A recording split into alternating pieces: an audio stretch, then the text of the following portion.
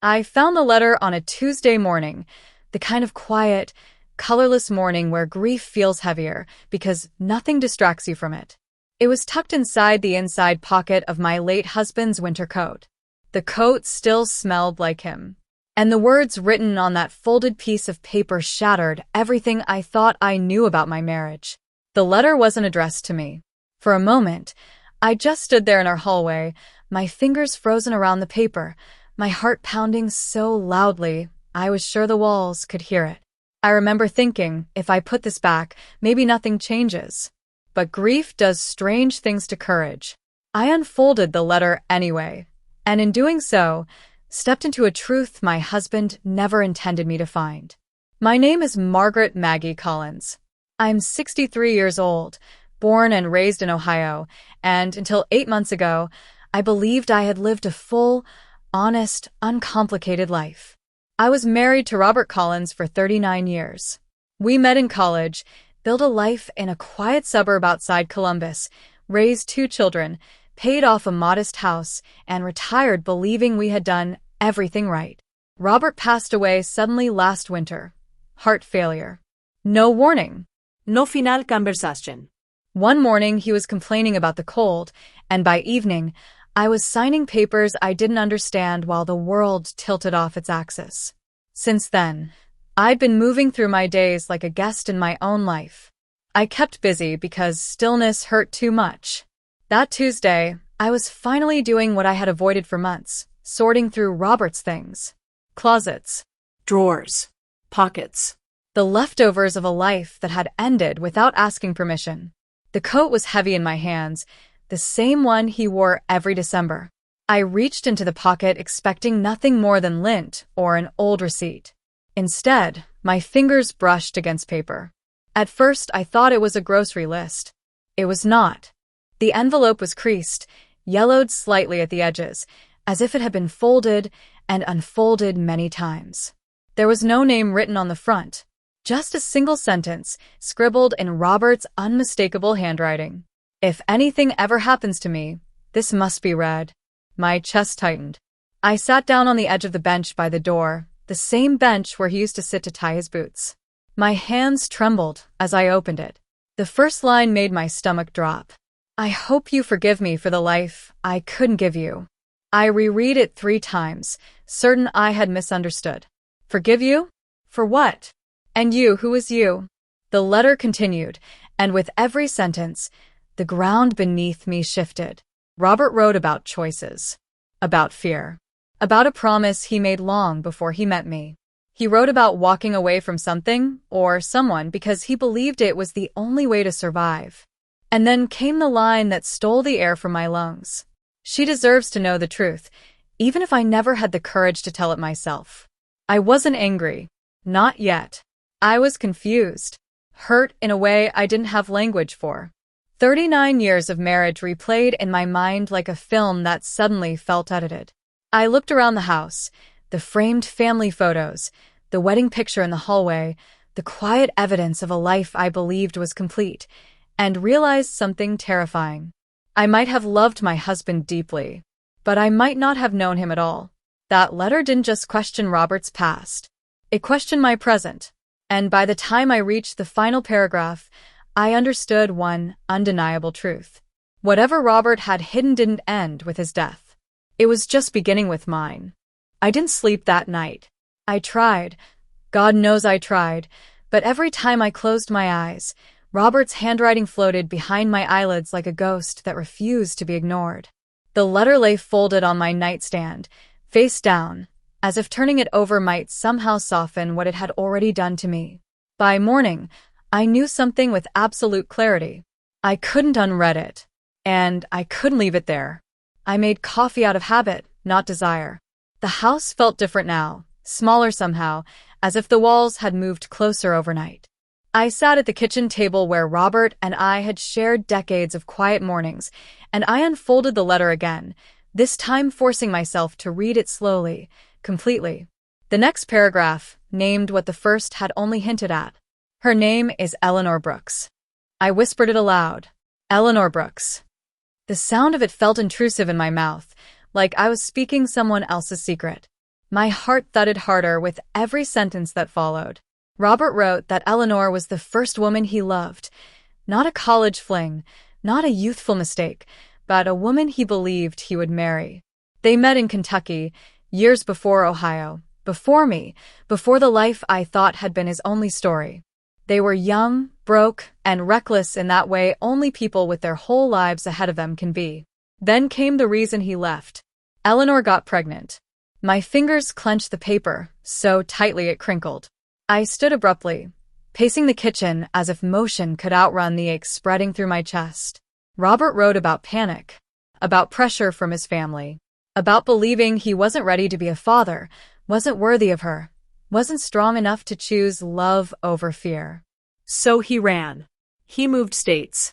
Changed plans. Built a new life. A safe life. With me. I stopped pacing and leaned against the counter, my legs suddenly weak. My reflection in the microwave door startled me. Older, pale, eyes rimmed with red. I barely recognized the woman staring back. The letter went on. I don't know what became of Eleanor after I left.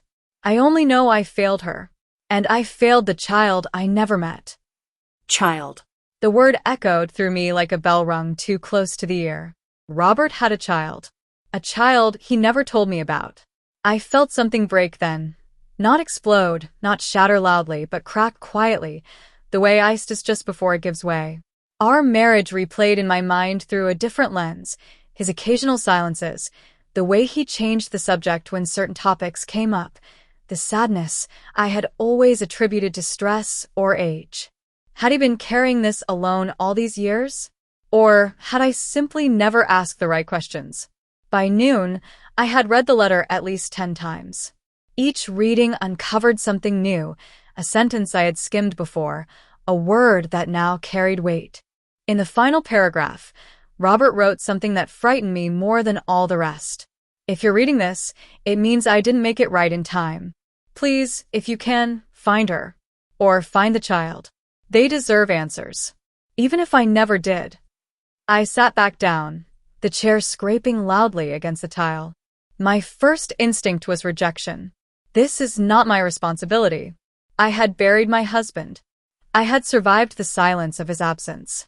Why should I now shoulder the consequences of choices he made decades before he even knew my name? But then another thought followed, quieter, more dangerous. What if this wasn't just his unfinished business? What if it was mine now? I imagined a woman somewhere in America, older, like me, who might still carry unanswered questions. Or a grown child, my age or younger, who never knew why their father disappeared. Someone whose life might have been shaped by the same man I loved. The idea made my chest ache in a way grief alone never had. By late afternoon, I found myself sitting at my computer, typing Eleanor Brooks, Kentucky into the search bar with shaking hands.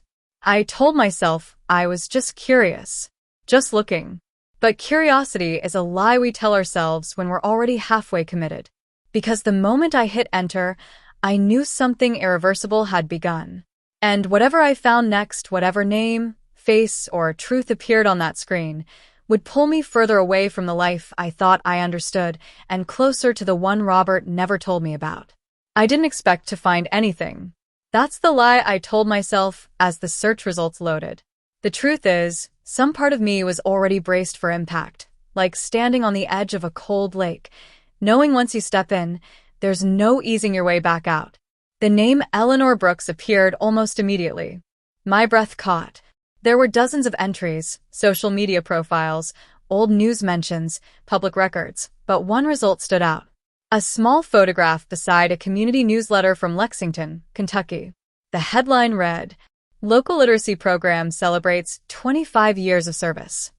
And beneath it was a smiling woman with silver-streaked hair, warm eyes, and a familiarity that made my stomach twist. She looked kind. Not young. Not glamorous. Not the shadowy figure I had half imagined in my darker moments. She looked like someone I might have chatted with at a grocery store. Someone I might have liked. I stared at the screen longer than I meant to, studying her face for clues, resentment, hardness, anything that would make this easier. But all I saw was a woman who had lived a long life. A woman whose story had run alongside mine without either of us knowing. My eyes dropped to the article. Eleanor Brooks, founder. Eleanor Brooks, mother of one son. Eleanor Brooks, grandmother of two.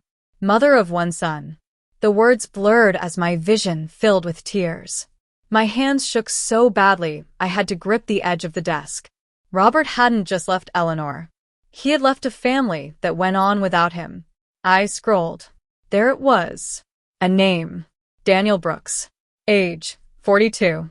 I did the math automatically. The timing aligned with frightening precision. My heart pounded as if my body already knew what my mind was still struggling to accept. Daniel was born the same year Robert moved to Ohio. The same year Robert and I met. I pushed my chair back and stood up, suddenly dizzy.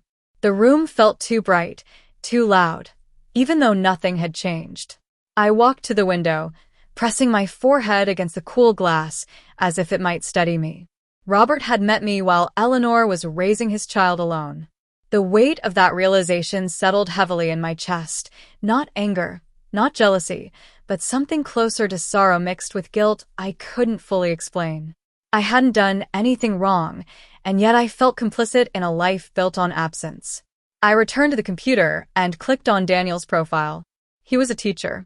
Married. 2 kids.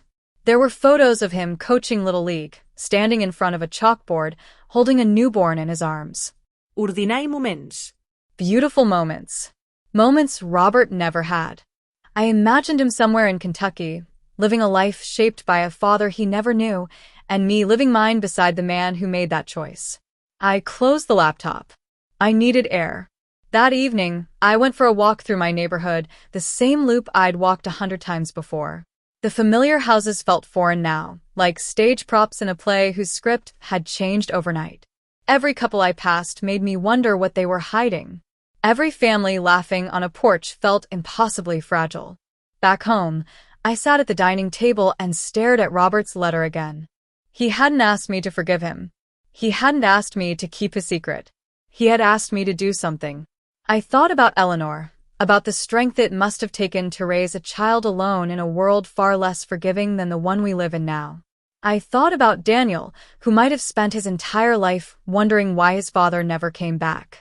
And I thought about myself, 63 years old, widowed, standing at the edge of a truth that could either remain a secret or finally be spoken. I picked up my phone. I searched for Eleanor's contact information. It wasn't hard to find. Her literacy program had a public number. My thumb hovered over the screen for a long time. What would I even say? Hello, you don't know me, but I married the man who abandoned you. The thought made my throat tighten. I put the phone down. Then I picked it up again. Because some truths don't care about our comfort. They demand to be faced. And as the phone rang, I realized something that terrified me more than any discovery so far. Once she answered, my life would never go back to what it was. The phone rang 4 times before she answered. Each ring felt like a countdown to something I couldn't undo. My mouth went dry, my heart hammering so violently I thought it might drown out her voice when it finally came through. Literacy Outreach Center, this is Eleanor. Her voice was warm, Calm. ordinary, and it broke me. For a split second, I considered hanging up, letting the call die quietly. Letting this woman go on with her day, untouched by the ghost of the man we both knew in such different ways. But then I remembered Robert's words. They deserve answers, and somehow I found my voice. My name is Margaret Collins, I said, each syllable carefully placed. I was married to Robert Collins. There was a pause. Not confusion, recognition. Oh, she said softly. That single word carried decades inside it. I'm sorry to call like this. I rushed on, afraid silence would swallow me whole. Robert passed away last winter. I found something of his. A letter. He mentioned you. Another pause. Longer this time. I wondered if this day would ever come. Eleanor said at last. I closed my eyes. She didn't sound angry. She didn't sound surprised. She sounded tired. Like someone who had lived with an unanswered question for so long that its return felt almost familiar. I never expected to hear from you, she continued. But I'm not shocked. We spoke carefully at first, like two people stepping across thin ice. I told her about the letter, about how I found it in Robert's coat, about how I hadn't known about any of it. She listened without interrupting, her breathing steady on the other end of the line. When I finished, there was silence again. Then she said, "He left when I was 6 months pregnant." The words landed gently, but the weight of them was enormous. "He promised he'd come back," she went on. "Or, at least, right."